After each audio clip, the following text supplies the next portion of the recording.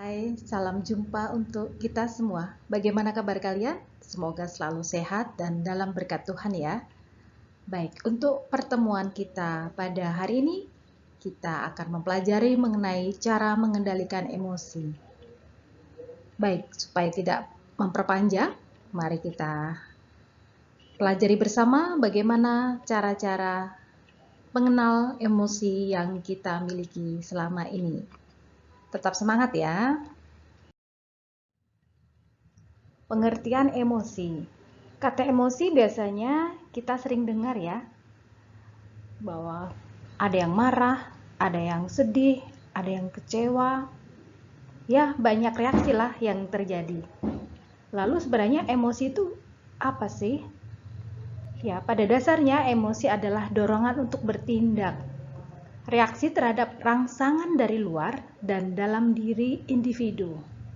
Contohnya, misalnya kalian merasa tersinggung karena kata-kata dari teman, dari orang tua, atau dari saudara. Kemudian reaksi yang terjadi apa?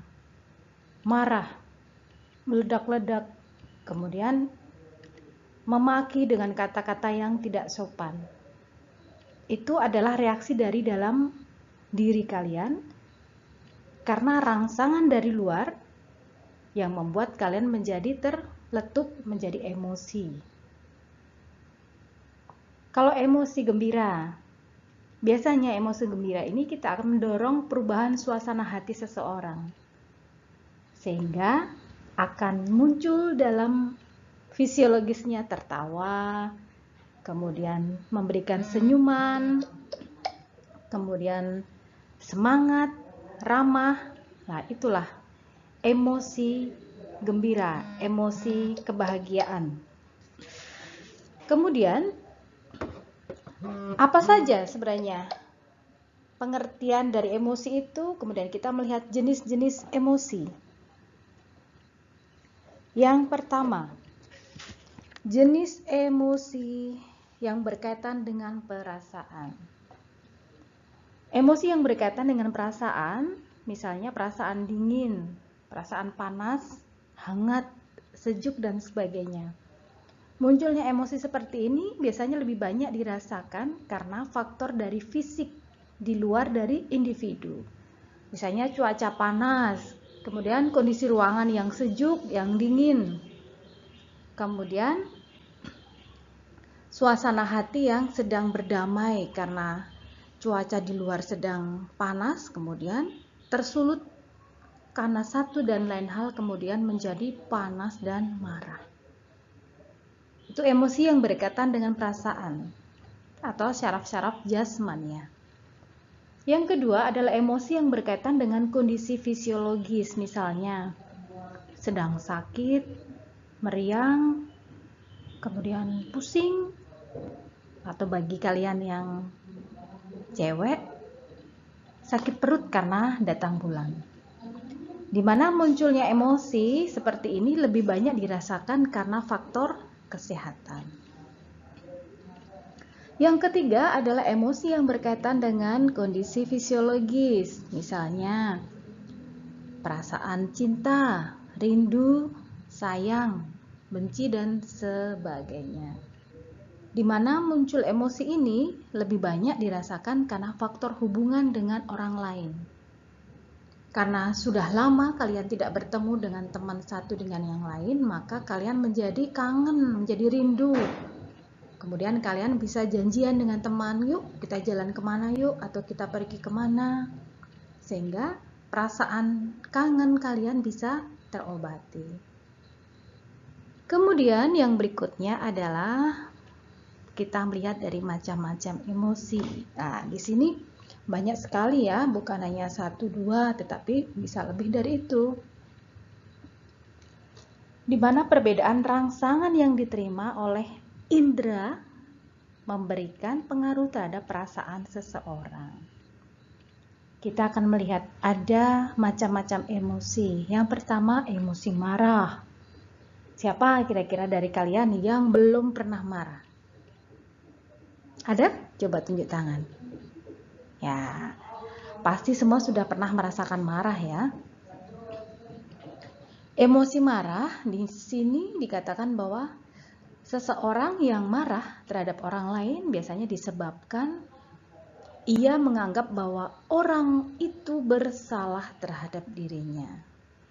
Orang yang marah bisa menunjukkan tingkah laku agresif. Kemudian bisa juga mengganggu orang lain, mengganggu teman yang lain. Dan akhirnya teman itu dikenai marah. Siapa yang biasa membanting barang kalau marah? Atau memukul teman? Bahkan yang tidak pernah sampai terfikirkan, sampai tega melukai secara fisik dengan membunuh. Tentu tidak seperti itu ya. Maka emosi marah sebisa mungkin harus kita kelola dengan baik. Supaya emosi yang marah yang besar itu bisa kita jadikan menjadi sahabat kita. Kemudian yang kedua adalah emosi sedih, duka, susah, dan pilu. Pasti semua orang pernah mengalami musibah.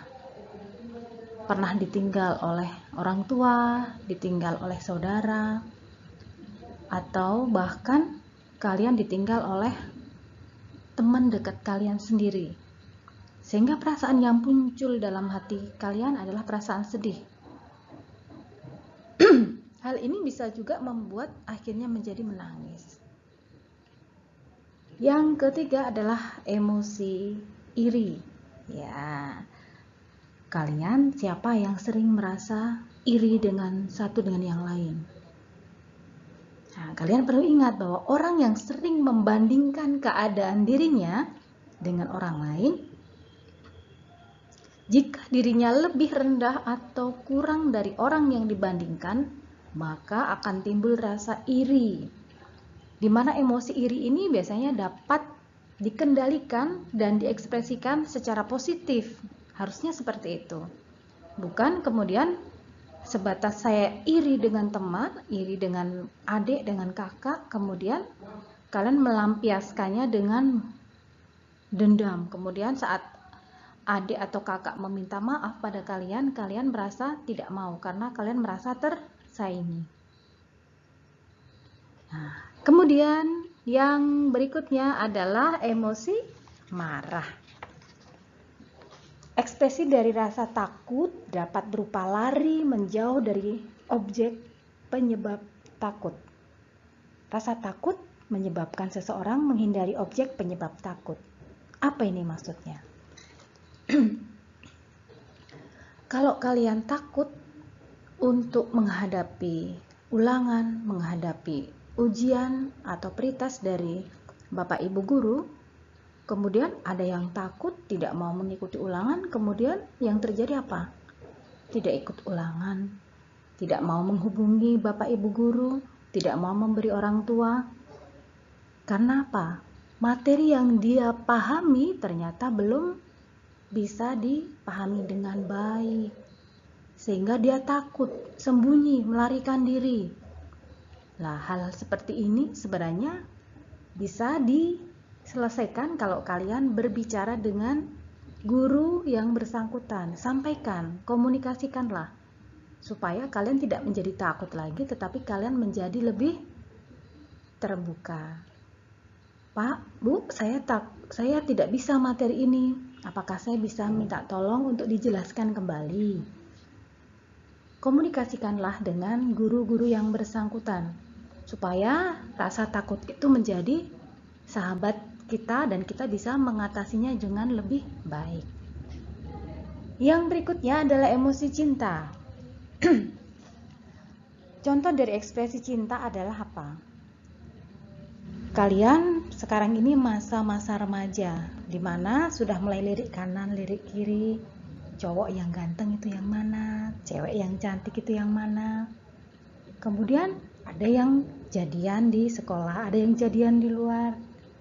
Nah, terkadang saat kalian merasa tersinggung atau merasa bahwa kalian dikhianati, pasti perasaan emosi cinta itu menjadi pudar. Tetapi kalau kalian mencoba mengatasinya dengan baik, komunikasi baik, pasti akan terjalin juga dengan yang baik. Jadi sekarang tergantung dari kalian.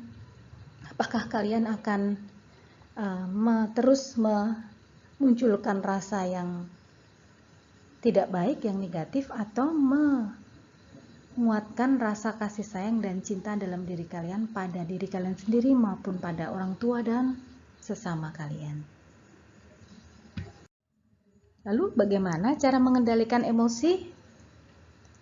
Ada beberapa cara yang bisa kita lakukan. Di sini ada Ibu mencontohkan ada 3. Yang pertama, setiap tindakan harus didasarkan pada akal sehat. Bahwa apapun yang kalian akan lakukan, kalian harus benar-benar dipikirkan dengan sebaik-baiknya.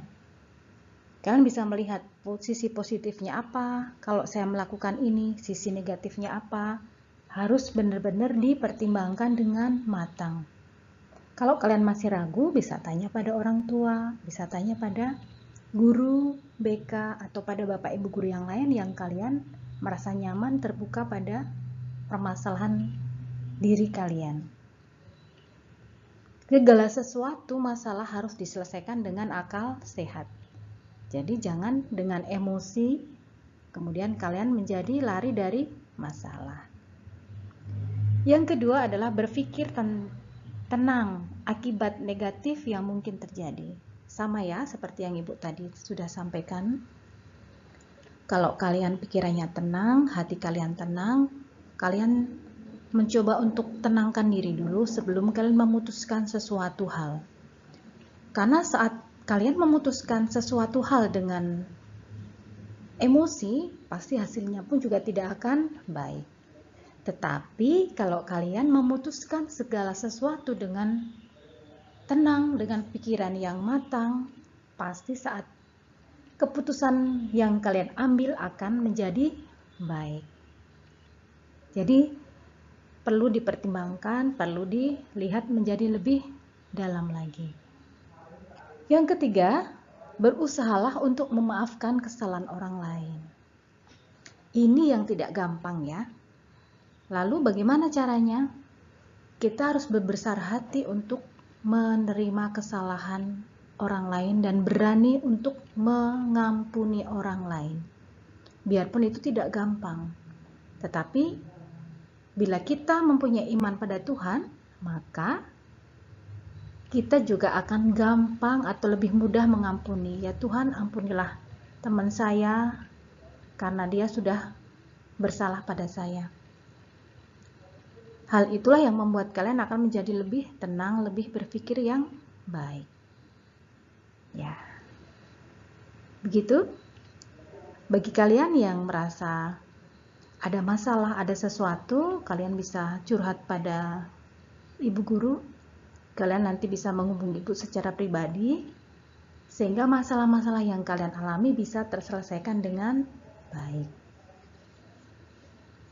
Baik, demikianlah pembelajaran kita hari ini. Semoga bermanfaat dan jangan lupa tetap semangat, tetap menjaga hati, menjaga fisik kalian tetap sehat supaya terhindar dari segala macam penyakit. Tetap semangat dan sampai jumpa.